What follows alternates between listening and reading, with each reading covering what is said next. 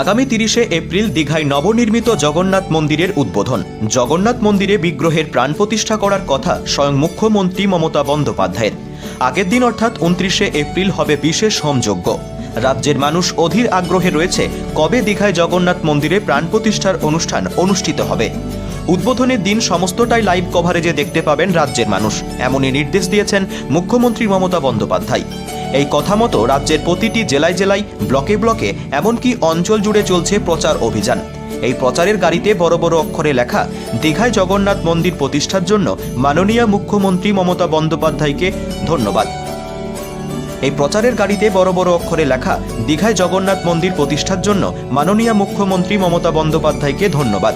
পাশাপাশি লেখা রয়েছে, প্রাণ প্রতিষ্ঠা এবং মন্দিরের উদ্বোধন অনুষ্ঠান দেখুন জগন্নাথধাম.com ওয়েবসাইটে 30শে এপ্রিল 2025 বেলা 11টার সময়।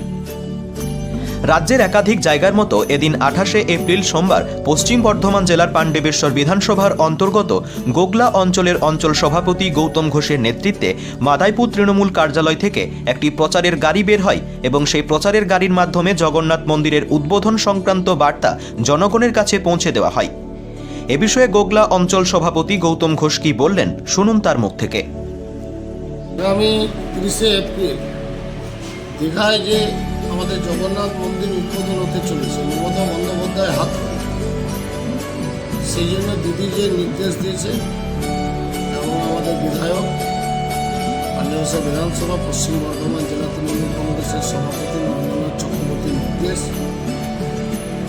যে 30শে এপ্রিল যে সময় মমতা বন্দ্যোপাধ্যায় দীঘায় জগন্নাথ মন্দির উদ্বোধন করবে, আমরা গোগলা অঞ্চলের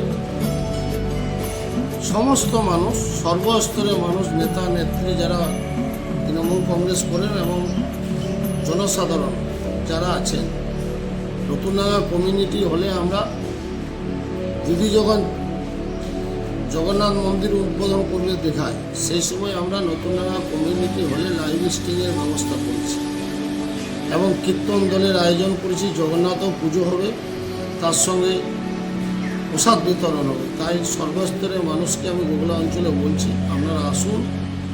নতুনডাঙ্গা কমিউনিটি হলের বেলা 11টা থেকে আমাদের লাইভ স্ট্রিম চলবে, তাই প্রত্যেকটি মানুষকে আমি আসার জন্য অনুরোধ করছি।